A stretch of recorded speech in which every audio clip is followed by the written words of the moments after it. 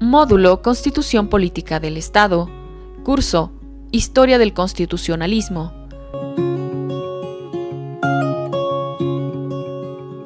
Objetivo: comprender los hitos importantes en el desarrollo de la historia constitucional, analizando su evolución, diferencias y desarrollo.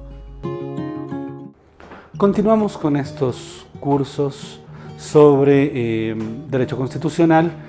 Ahora abordaremos la historia del constitucionalismo a partir de la primera constitución escrita del mundo moderno. Hablamos de la Constitución norteamericana de 1787. Esta es la primera constitución que se presenta como constitución. Cuando uno hace historia del constitucionalismo, tiende a hacer referencia a los griegos y la noción de politeia. Aristóteles estudió las formas de politeia y de organización en la Grecia antigua.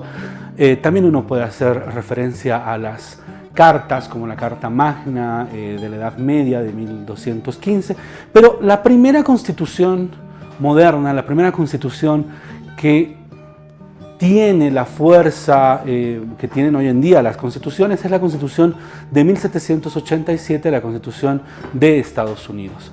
Esta constitución es una constitución breve, corta, tiene apenas 7 artículos y se dedica ante todo a dividir poderes, es decir, plantea una división de poderes siguiendo las teorías del barón de Montesquieu, que señalaba que no hay constitución sin división de poderes. También señalará algo similar la Declaración de Derechos del Hombre y del Ciudadano de 1789, que en uno de sus artículos señalará que en aquella sociedad en la cual no se encuentre dividido el poder, pues no tiene constitución. La Constitución de 1787 de Estados Unidos inaugura el constitucionalismo liberal. El constitucionalismo liberal gira en torno a la libertad. La libertad se convierte en el eje ordenador de los textos constitucionales. Libertad tenemos que entenderla como libertad política, el cual es el sustento de la existencia de los ciudadanos. Los ciudadanos son aquellos que gozan de libertad política, que pueden ejercer sus derechos políticos, participar en el espacio político, pero ante todo, también por libertad política entendemos la libertad de los individuos de acceder a la propiedad privada. Desde el finales del XVIII y durante el siglo XIX, el tema central será la libertad política, la propiedad privada y en última instancia la vida, por ejemplo, que es un derecho que generalmente comprendemos como un derecho inviolable, un derecho universal. Bueno, la vida no es un tema tan importante durante el siglo XVIII y el siglo XIX. La vida es importante, sí, pero la libertad es el eje ordenador de estas constituciones. Hegel, por ejemplo, este pensador, este filósofo alemán, en el libro Fenomenología del Espíritu, una de sus primeras obras, nos plantea la noción llamada dialéctica del amo y del esclavo. Hegel sostiene lo siguiente: aquellos que consideran la libertad como algo mucho más valioso que la vida, están dispuestos a dar su vida con la finalidad de mantener su libertad. En cambio, aquellos que consideran a la vida más valiosa que la libertad están dispuestos a sacrificar su libertad con la finalidad de mantener su vida. Bueno, a los primeros, los que están dispuestos a sacrificar su vida por mantener su libertad, Hegel los llama amos.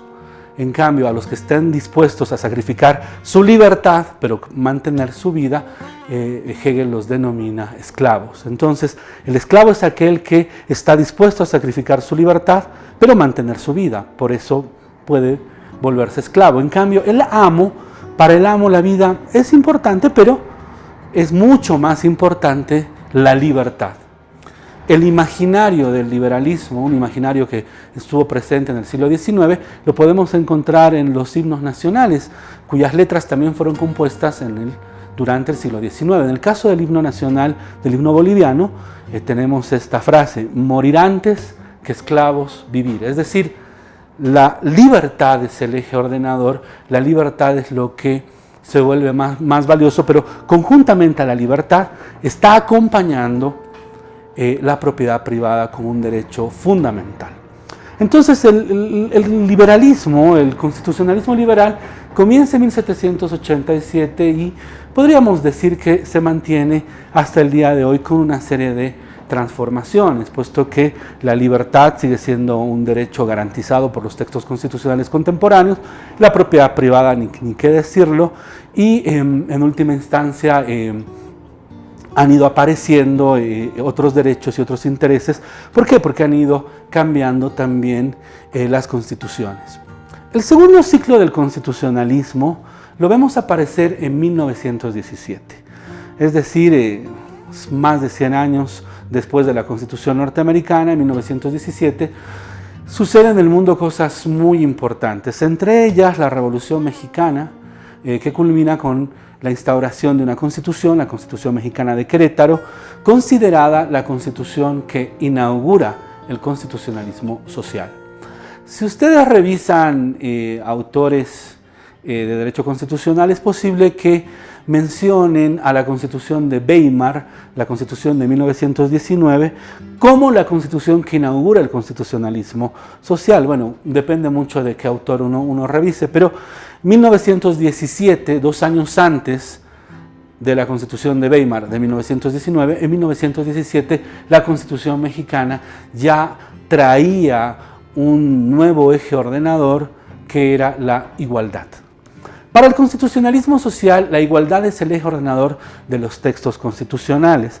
La igualdad vendría a expresarse en el planteamiento de un conjunto de derechos sociales, derechos económicos, sociales, culturales, actualmente se los denomina así, pero cuando aparecieron se los denominaba derechos sociales o derechos de prestación positiva.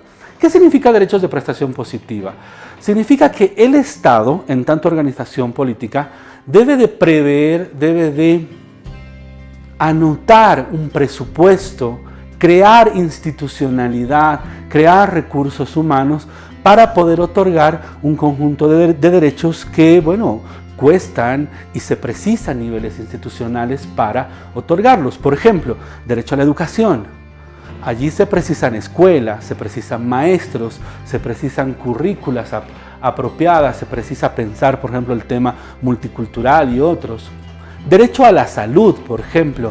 Si un Estado se propone un servicio universal de salud, pues tendrá que prever recursos para contratar médicos, recursos para comprar infraestructura, medicamentos, y también tendrá que prever recursos humanos. Entonces, hablamos de un activismo muy fuerte por parte del Estado, en el sentido en que debe de prever un gasto, debe de prever un nivel institucional que acompañe estos derechos. Estos derechos sociales tienen una finalidad.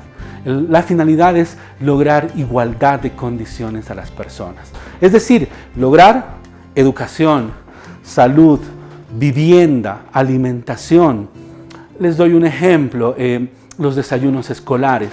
El desayuno escolar es parte de un programa institucional de política pública que tiene por finalidad lograr el cumplimiento de un conjunto de prestaciones positivas o de derechos sociales. Desde 1917, con la Constitución mexicana, la Constitución de Querétaro, comienza toda una ola de constitucionalismos que empiezan a reconocer además una serie de sujetos sociales. Empieza el derecho de las familias, empieza el derecho de los niños, empieza el derecho de los trabajadores, empieza el derecho de los campesinos, e irán apareciendo con el tiempo el derecho de pueblos indígenas. Claro que el tema de los pueblos indígenas supone una nueva fase dentro del constitucionalismo, que la vamos a revisar enseguida, pero esta tematización de un conjunto de sujetos sociales, de sujetos que en el fondo nos están haciendo eco de instituciones sociales, instituciones básicas de la sociedad, aparecen con el constitucionalismo social que se inaugura en 1917 y que Al igual que el constitucionalismo liberal, se encuentra presente este constitucionalismo social en las constituciones contemporáneas. Por ejemplo, Bolivia tiene garantizado el derecho a la salud, tiene garantizado el derecho a la educación, tiene garantizado el derecho a la vivienda, el derecho a la alimentación. Es más, Bolivia avanza en una noción llamada soberanía alimentaria, que es una noción bastante interesante en el sentido en el cual el Estado debe de proveerse las condiciones de producción del alimento necesario para su población y otros. Todos estos elementos se lograron y se mantienen a partir de la Constitución Mexicana de Querétaro, pero también vale la pena simplemente hacer una mención. Durante el siglo XIX, el gobierno de Bismarck en Alemania también generó un conjunto de programas sociales para lograr esta igualdad como eje ordenador de las relaciones sociales y políticas en la naciente Alemania de finales del siglo XIX. Sin embargo, las constituciones van a recibir este movimiento, este ímpetu de igualdad recién después de 1917. En Bolivia este cambio llegará en 1938, elemento que lo revisaremos en un siguiente ciclo cuando veamos un poco de la historia constitucional boliviana. Bueno, ¿cuál es el tercer ciclo del constitucionalismo? Este tercer ciclo se inaugura en 1982 y se inaugura en un país muy sui generis que es Canadá. Canadá hasta 1982 gozaba de una constitución no escrita, es decir, se organizaba a partir de una constitución consuetudinaria, de un conjunto de normas dispersas, pero toma la decisión de avanzar a tener una constitución escrita, a tener una constitución codificada, y en esas discusiones que se van a dar en los años 70 empieza a debatirse la situación de una comunidad, la comunidad de Quebec. La comunidad de Quebec en Canadá es una comunidad francoparlante, es decir, hablan francés. Las otras comunidades en Canadá son angloparlantes, hablan inglés. Los quebequeses buscaron durante mucho tiempo que se reconozca a Canadá como una sociedad multicultural, es decir, una sociedad con una herencia multicultural. ¿Por qué? Porque decían, no todas las colonias en Canadá son colonias angloparlantes, no son colonias que llegaron de Inglaterra, sino hay colonias que llegaron también de Francia. Los quebequeses hablan francés y tienen la herencia de la cultura francesa. Pero mientras debaten estas herencias culturales, aparecen los pueblos indígenas. Eso es algo fabuloso que sucede en Canadá. ¿Por qué? Porque aparecen los pueblos indígenas a debatirles que antes que ellos llegasen, los pueblos indígenas habitaban este espacio, y estos pueblos indígenas, en particular uno, el pueblo inuit, que vendrían a ser los esquimales, son los que van a plantear la necesidad de pensar un constitucionalismo plural o pluralista.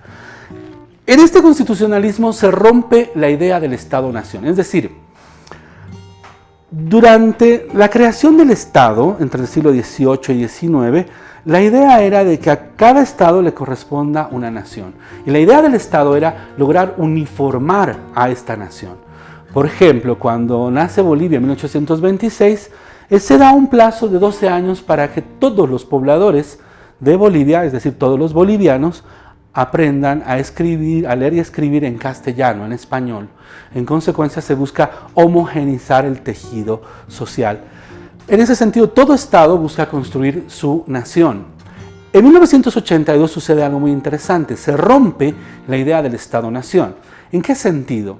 Los quebequeses querían seguir hablando francés y querían que sus hijos conozcan la historia de las colonias francesas. Los angloparlantes querían que sus hijos hablen inglés y también conozcan la historia de las colonias inglesas. Pero los inuit también querían seguir hablando su lengua y buscaban que también sus hijos conserven su lengua, su tradición, y puedan conocer la historia de los pueblos indígenas que existían en este territorio. Entonces, Canadá se encuentra delante de una encrucijada. No puede reproducir el Estado-nación y tiene que empezar a pensar en un Estado multinacional o plurinacional. Los autores prefieren elegir el tema de multinacional, en el sentido en que el Quebec los ciudadanos quebequeses viven en Quebec, los ciudadanos angloparlantes viven en sus otras comunidades y los inuit viven pues, en el hielo, ¿no? Son, como les decía, esquimales. En consecuencia se encuentran separados, no hay un proceso de interculturalidad. Pero comienza en 1982 a reconocerse esta herencia multicultural y se empieza a hablar de esta noción, primeros pueblos o pueblos originarios. La idea de primeros pueblos y pueblos originarios influenciar el debate en estados como Guatemala en 1985 va a adoptar este constitucionalismo plural. Nicaragua en 1987 empieza a discutir las autonomías indígenas y los movimientos indígenas en Centroamérica empiezan a aflorar. La aparición del multiculturalismo liberal va a venir después de una ola de reformas en base al convenio 169 de la OIT, un convenio de 1989 que reconoce derechos a los pueblos indígenas. Entonces, el constitucionalismo plural o pluralista se inaugura en 1982 y pues va a tener una serie de impactos.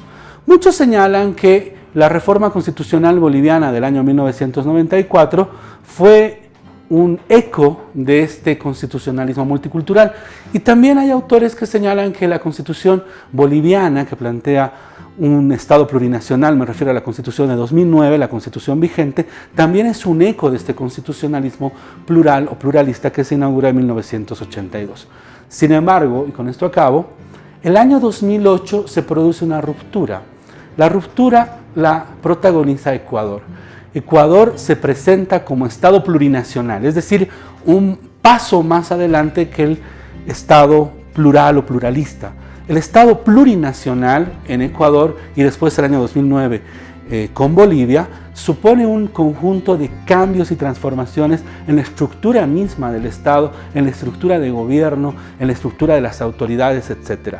Pongámonos a pensar, si bien lo vamos a ver en el siguiente bloque, pero pongámonos a pensar, muchas de nuestras instituciones tienen el adjetivo plurinacional, Asamblea Legislativa Plurinacional, órgano electoral plurinacional, Tribunal Constitucional Plurinacional. ¿Qué hace plurinacional a estos estados? Pues bien, la presencia indígena, el conjunto de normas y procedimientos propios que pueden invadir estos espacios y bueno, pues no solamente se va a hablar de tolerancia, no solamente se va a hablar de el reconocimiento a los pueblos indígenas, sino se va a hablar de un protagonismo en la construcción del Estado. Entonces, el constitucionalismo plurinacional se inaugura el año 2008. Ustedes dirán, ¿por qué no avanzamos un poco más? ¿Por qué no decimos algo más de este constitucionalismo? Vamos, es un constitucionalismo que recién comienza, tiene apenas unos cuantos años y en consecuencia las transformaciones y los logros también están en evaluación. Sin embargo, es algo distinto al constitucionalismo multicultural, sin duda. ¿Por qué? Porque es un constitucionalismo que nace a contrapelo del liberalismo y del neoliberalismo, como veremos a continuación. Síntesis.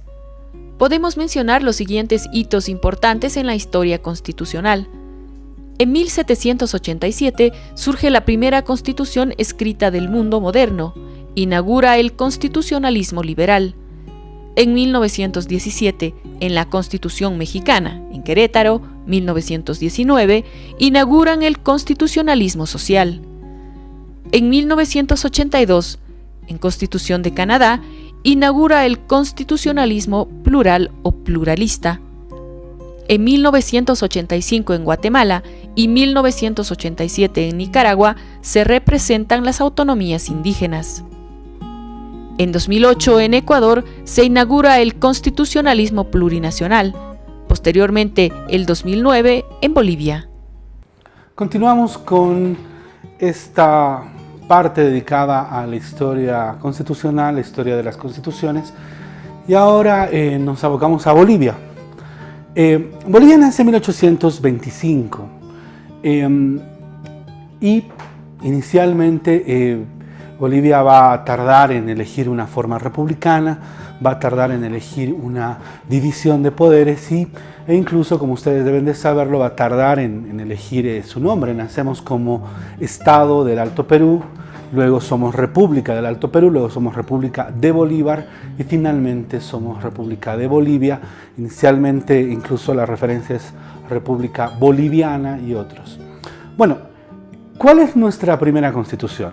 En un sentido emotivo, los constitucionalistas señalan como primera constitución la de 1826, redactada por el libertador Simón Bolívar. Sin embargo, antes de esa constitución tuvimos un decreto, el decreto de 13 de agosto de 1825, un decreto que organizaba el poder y dividía el poder en ejecutivo, legislativo y judicial.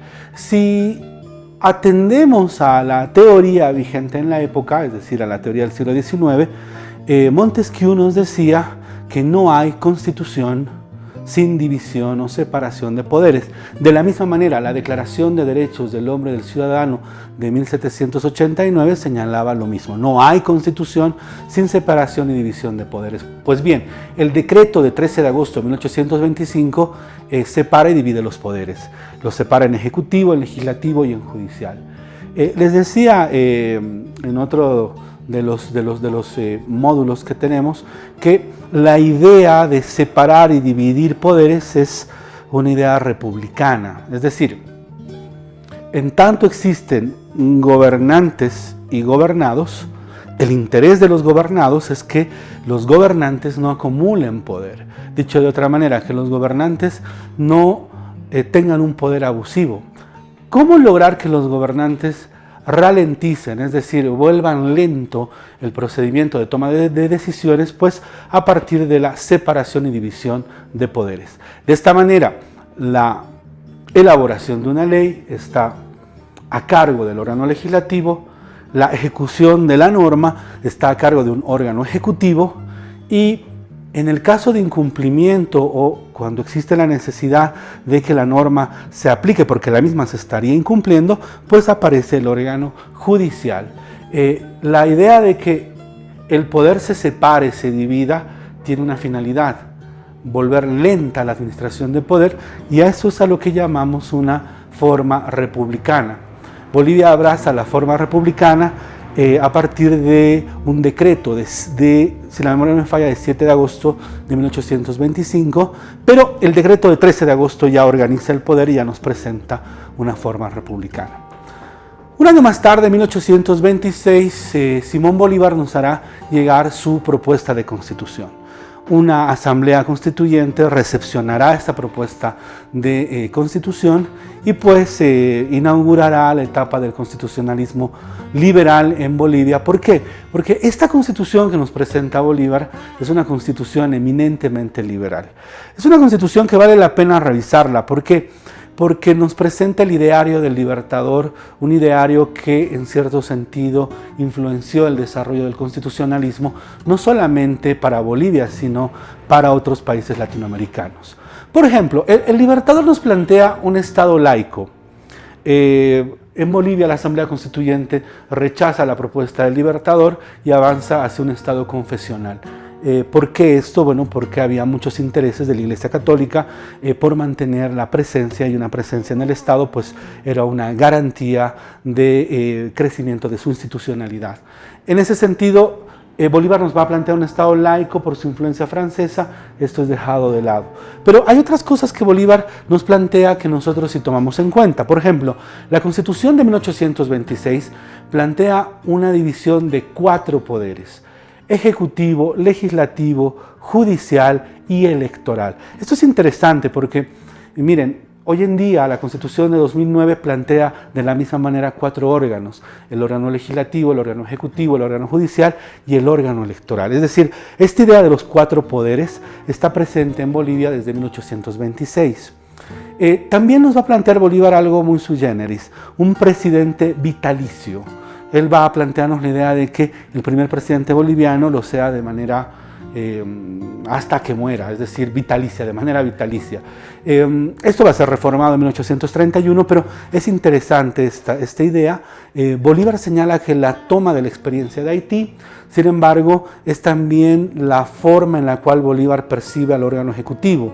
El órgano ejecutivo sería una especie de monarquía jurídica, monarquía constitucional, que en cierto sentido llega a influenciar a Bolívar. Bueno, la idea de un presidente vitalicio va a ser modificado en 1831 bajo la presidencia del mariscal Andrés de Santa Cruz y con la Constitución de Santa Cruz de 1831 y la posterior Constitución de 1834. ¿Qué trae también la Constitución de Bolívar? Con esto termino.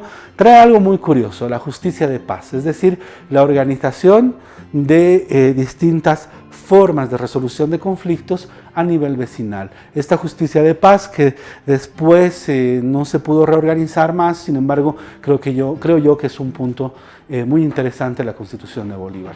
Bueno, esta Constitución tiene una duración muy breve, dura apenas 4 o 5 años. La impronta, la llegada del gobierno de Santa Cruz va a cambiar el escenario jurídico en Bolivia y en 1831 se sanciona una nueva Constitución, en 1834 se sanciona otra Constitución. Santa Cruz avanza construyendo todo un sistema de codificación, se traduce el Código Civil francés al castellano y bueno, en Santa Cruz saca una versión que vendría a ser el Código Civil Boliviano, el Código Santa Cruz, también nos trae una legislación y una codificación en materia penal, etc. Se considera a Santa Cruz uno de los grandes artífices del derecho en Bolivia. Durante todo el siglo XIX abrazaremos esta etapa de constitucionalismo liberal. La última constitución del siglo XIX, la de 1880, es una de las constituciones con más larga duración, estará vigente hasta 1938, es decir, hablamos de un aproximado de 58 años de vigencia, una de las constituciones que más tiempo estuvo vigente, aunque obviamente podría uno discutir cuál es el estado de estas constituciones, es decir, qué tanto causaban estado, qué tanto se cumplían. Bueno, inauguramos el siglo XX entonces con una constitución de 1880 y será recién en 1938 cuando, después de la Guerra del Chaco, después de que los bolivianos se encuentren en un campo de batalla, mineros, campesinos, indígenas, no indígenas compartan un mismo escenario bélico. Después de esta guerra pues se darán una serie de modificaciones, reformas, construcciones políticas que terminarán en la Revolución del 52. Sin embargo, se inaugura una nueva constitución en 1938 y esta constitución reconoce derechos sociales, reconoce derechos a los campesinos, reconoce derechos a los trabajadores y pues esta constitución inaugura el constitucionalismo social. Es decir, Bolivia abraza el constitucionalismo social en 1938 con un proceso y una asamblea constituyente muy interesante. Se dice, por lo menos dicen los historiadores, que estuvimos a muy poco de lograr la ciudadanía universal, de lograr derechos para las mujeres, estuvimos a muy poco de reconocer también derechos a pueblos indígenas. Sin embargo, el resultado fue un poco menor que la expectativa de esta Asamblea Constituyente y bueno, todavía en 1938 no logramos el voto universal, pero sí logramos reconocimientos a colectivos como los campesinos y los trabajadores. Una constitución importante es la de 1945. Casi 10 años más tarde, esta constitución va a reconocer derechos a las mujeres, en particular derechos a su participación política en elecciones municipales. Va a suceder algo muy interesante en Bolivia por distintas razones y motivos políticos. Vamos a vivir una revolución en 1952 y esta revolución va a traer una serie de cambios en 1953. La nacionalización de las minas, la reforma agraria, el voto universal, la reforma educativa y otros. Esto es algo muy interesante. La revolución de 1952 logra una transformación radical en el tejido social, en el tejido político. Sin embargo, no opta esta revolución por un proceso constituyente, no opta por una reforma constitucional. Es decir, la revolución del 52 se da sin la necesidad de cambiar la Constitución. La Constitución recién será reformada en 1961 y pues asistimos desde 1961 a algo, podríamos decir, muy curioso, muy particular de nuestra región, que es el constitucionalismo nacionalista. En 1961 lo que hace esta Constitución es llevar estos decretos de la nacionalización de las minas, de la reforma agraria, del voto universal, los lleva al plano del texto constitucional. En 1967 se vendrá una siguiente reforma, esta es llamada la Constitución Democrática. ¿Por qué? Porque se va a encontrar el 67 con algunos problemas, es decir, en 1967 sale esta Constitución, pero años más tarde comienzan los golpes de Estado y comienza la idea de recuperar la democracia, es decir, recuperar el orden constitucional perdido. Entonces, durante todo el periodo de dictadura, ¿cuál era este orden constitucional perdido? La Constitución del 67. Esta Constitución del 67 es la que va a permitir la recuperación de la democracia en 1982 y la que va a permitir que avancemos en la construcción de una nueva institucionalidad. La Constitución del 67 va a estar vigente hasta el año 2009, pero va a tener dos reformas importantes. Tres diría yo, pero hay dos que son significativas. La primera reforma, la de 1994. Esta reforma, la de 1994, es una reforma importante. ¿En qué sentido? En el sentido en que es una reforma que abraza al multiculturalismo liberal, que abraza al constitucionalismo plural o pluralista que se había inaugurado en Canadá en 1982. En 1994, Bolivia se declara como un país pluricultural y multiétnico. Se declara como un país que reconoce la justicia indígena y también lleva a cabo una serie de transformaciones, de modernización institucional en el campo de la justicia. Por ejemplo, se introduce la figura de defensor del pueblo, se introduce la figura de tribunal constitucional, se introduce la figura de un consejo de la magistratura y lo que les decía hace un momento, se reconoce la justicia indígena. Se la reconoce, entre tanto, sea un medio alternativo de solución de controversias y no vaya en contra de los derechos fundamentales reconocidos en la Constitución. Es un reconocimiento limitado, es cierto, sin embargo, es un primer paso. El Código de Procedimiento Penal de 1999 va a plantear algo muy curioso, va a plantear la idea de la posibilidad de que las comunidades indígenas ejerzan su justicia y que en aquellos casos, en aquellos lugares donde se haya juzgado a una persona conforme a normas y procedimientos propios de la comunidad indígena, pues no se avance en un nuevo proceso penal.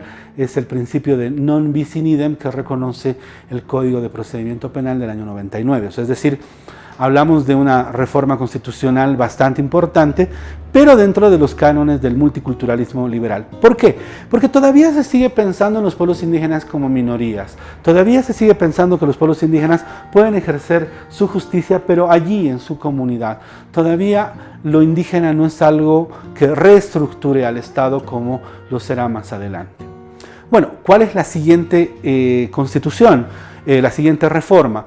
La Constitución del 67 será vuelta a reformar el año 2004 bajo el gobierno de Mesa, donde se va a introducir el referéndum y la Asamblea Constituyente.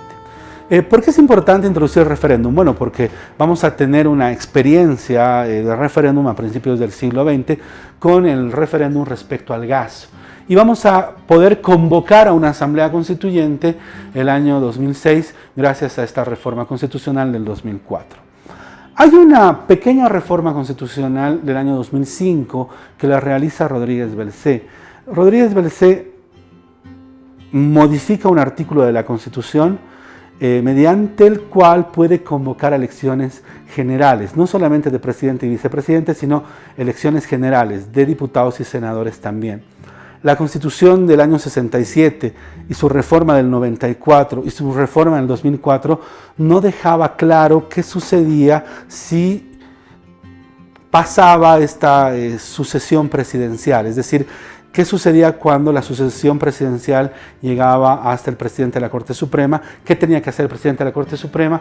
Daba a entender la Constitución del 67 que tenía que convocar a elecciones para presidente y vicepresidente, y en ese sentido, bajo el gobierno de Rodríguez Belcé, se modifica la Constitución para convocar a elecciones generales, y bueno, estas elecciones generales se dan en el año 2005 y el año 2006 se inaugura un nuevo periodo constitucional a cargo del presidente Evo Morales, y desde el año 2006 comienza algo que es inédito en la historia constitucional boliviana, y es la puesta en práctica de una asamblea constituyente altamente participativa, que con mucho conflicto logra dar a luz un texto constitucional el año 2007, el mismo que va a ingresar en un proceso de negociación reforma, hasta que en octubre de 2008 el Congreso presenta el texto constitucional para que el mismo sea sometido a referéndum. El año 2009 se lleva a cabo el referéndum, y el 9 de febrero del año 2009 se promulga la nueva Constitución Política del Estado,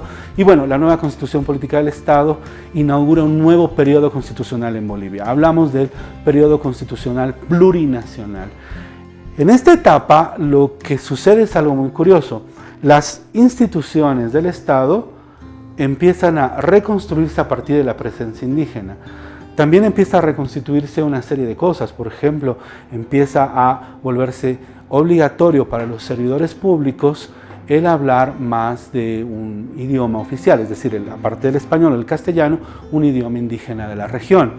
Los órganos, la Asamblea Legislativa, se llama plurinacional, y la estructura misma que presenta la Constitución garantiza presencia indígena en la Asamblea. Lo mismo sucede con el Tribunal Constitucional Plurinacional, se garantiza presencia indígena en la composición de este tribunal. Lo mismo sucede con el órgano electoral plurinacional, es decir, lo plurinacional, podríamos decir, sí, es un paso más dentro de lo multicultural, pero en una tónica distinta.